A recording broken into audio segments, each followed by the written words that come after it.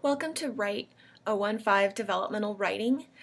As we get going in these first couple days, I'm going to give you a quick tour of the course, and please, after you watch this video, click around, explore the course, become familiar. One of the keys to being successful in an online course is feeling comfortable with the environment and with the interface of the course itself, which is basically being able to navigate through the different options you have over here and through the options you have across the top bar. As a student, it will look very similar for you. It will look the same. You will just have slightly fewer options across here, and you'll not have an author tab. But otherwise, as we work through this tour, it will look very similar to you. So first of all, very excited to get going with this course. And please do read through things. Please communicate with me as your instructor if you have questions about anything as we're working along in the course. There are a variety of ways that you can get in contact with me, and we will look through them as we work through this overview. So as you can see here on this introductory page, you want to spend about 2 to 3 hours every day working on the course. An online course has advantages in that you can work on it as it fits your schedule. One of the disadvantages is that it can be easy to put it off and procrastinate because there's not a set time that you have to work on it. There are deadlines, and what I would recommend, what was successful for me when I was a student in online classes, is making an assigned time for myself. So looking at my work schedule, looking at my life schedule, and saying, okay, this 2-hour block of time is when I'm going to set aside to work on my online class, and then trying to stick to that as best I could, allowing for changes happening with work or life or anything. So as we get going here, this first course home, under here, these are a variety of tools and instructions for you to use generally for the course. So I click over here to the syllabus. The syllabus is an agreement between the instructor and the student. It tells you what you can expect to get out of the course, what you can expect to learn, what you can expect me to help you achieve.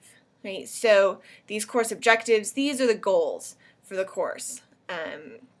The textbook, the course assessment, how the grade will be broken down, and then a description under here of each of those components of the grade. Some best practices for an online class. Like I said, not procrastinating, setting aside a regular time. Class policies, these are things that you want to, expectations that I have of you for the class. College policies, these are expectations of the college, and not going to talk through all of these right now, but do expect that you will have read through the syllabus, right? Because remember, it is an agreement between the student and the instructor, and so you need to have read that document. The course schedule, this is one of your main keys to success in an online class, is the course schedule, knowing what is happening and when it is happening. This is a good document to print off. So you can have a copy, and you can actually check off things as you do them. You can refer to it, you can add it to your other calendar, whether that's a digital calendar or a notebook that you write things in, but keep track of this course schedule. There will also be an individual unit schedule under each unit, but here is the list of the full 8 weeks. So as we scroll through it, it looks like a lot, but you'll notice, it's broken down day by day, week by week, so it's not too much for you to handle. Here in the virtual office, like I said, I am here to help you work through this course. So, please come into the virtual office when you have questions about the course. If you have, remember though, anything you post here is public. Anyone else in the course can see it. So if you have a private question, use the class email tool. Under instructor, some information about me. When my virtual office hours are, I will always be logged into the class during that hour, and I will also be logging into the class nearly every day, excluding weekends. And so when I'm logged into the class, you can also use the live chat features if you want to talk to me in real time with some questions. Over here, there are a series of instructions about how to access the chat room, how to use the Dropbox for assignments. Once you read through all of these things, then you want to work through the student tutorial quiz and the Yes, I Read It syllabus quiz. Let's move down here and do a short preview of the rest of the class then. So here you have a unit each unit covers a week, except for the essay. The essay, that unit covers the final 2 weeks of the class. So each week you'll click on, and I'm not locking the units, so you can look ahead. You can look ahead to see what's coming. If you want to work ahead and do assignments ahead, that's fine to some extent. The discussions and the peer review will happen on the day they're set on the syllabus. So if you have worked ahead with the writing, then you'll want to come back and do, make sure you're doing the correct peer review on the correct day. This is where the unit checklist and the course schedule. So on the front page of the unit, there is some general information about the unit, and then have the checklist here, all of the assignments and when you'll need to complete them for this first week of classes.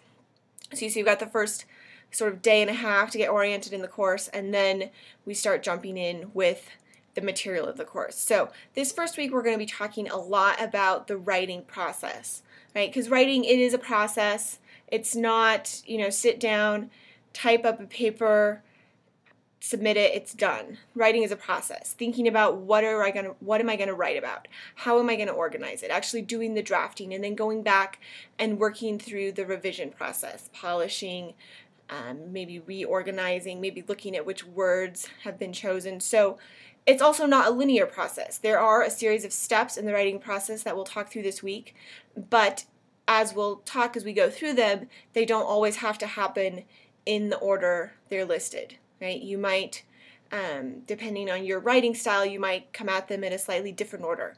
So they do not have to be linear in this exact order. We will work through them in a linear order, but when you're actually sitting down to write paragraphs, your own style might be slightly different.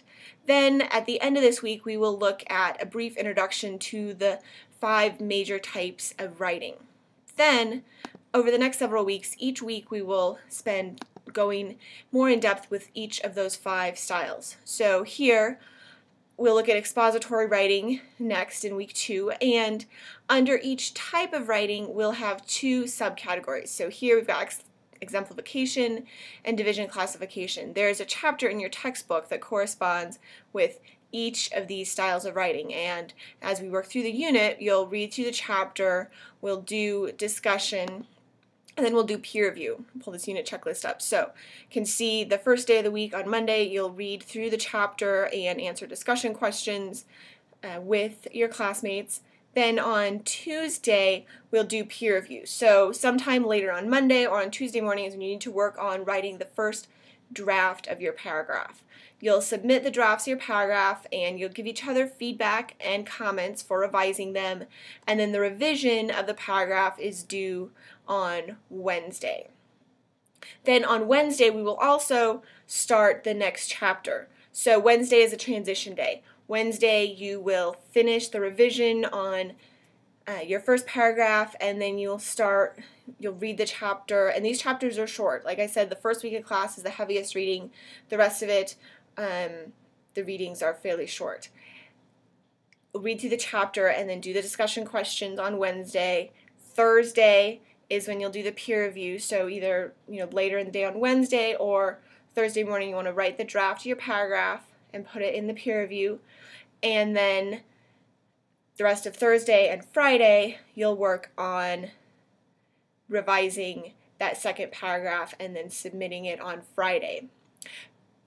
And then each week you'll either do a grammar review activity or a sentence, which is sentence skills, or a research skills activity.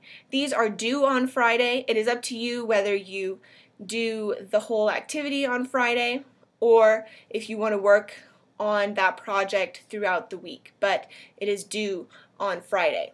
Then, for the most part, with the exception of 1 week in July where 4th of July is at the beginning of the week, there will not be homework assignments over the weekend. So look here, the next unit then, informative writing, the next piece that is due is the next Monday. So there will always be something due every day of the week, Monday through Friday, but there will not be projects for the most part that we start on Friday that are then due to finish on Monday. So if you want to work on this reading over the weekend, or if you want to work ahead, that's perfectly fine. I will be logging into the course over the weekend, so if you have questions for me or send me emails, I will respond to them as quickly as I can. But for the most part, there won't be significant homework assignments that are due over the weekend.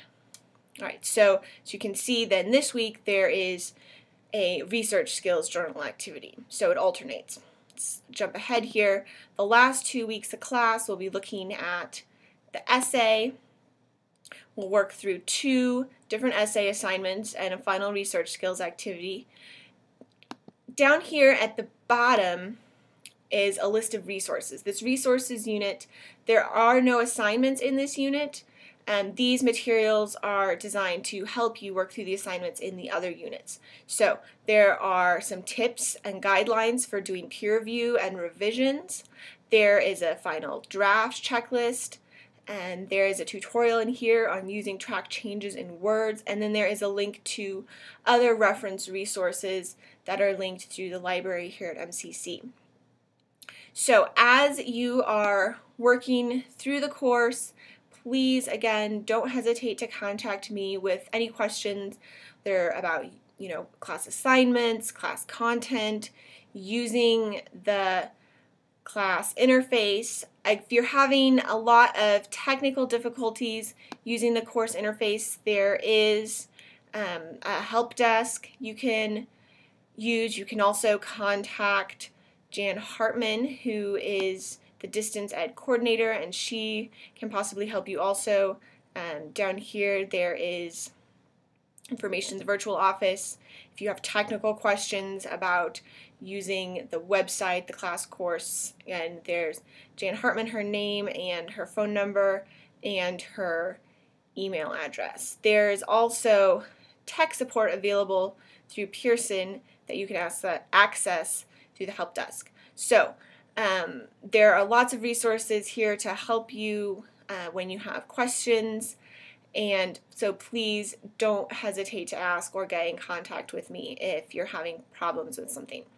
So I look forward to working with you over the next several weeks, and we'll let you get back to going through the course, reading through the syllabus, reading through the schedule, and working through these activities in the first day of class. And I am excited to get to know all of you in the introductions, so please don't forget about the introductions over here and introduce yourself to the class. Listed a series of questions here, pick 4 of them, or this last one is kind of open-ended, so anything else that isn't listed in the other ones can answer anything else about yourself. So again, I am really looking forward to working with you to become better writers over the next 8 weeks, and I'm excited to see your writing, to read your writing, and to work with you all as a class. So good luck, and I'm excited to help you along on this summer course.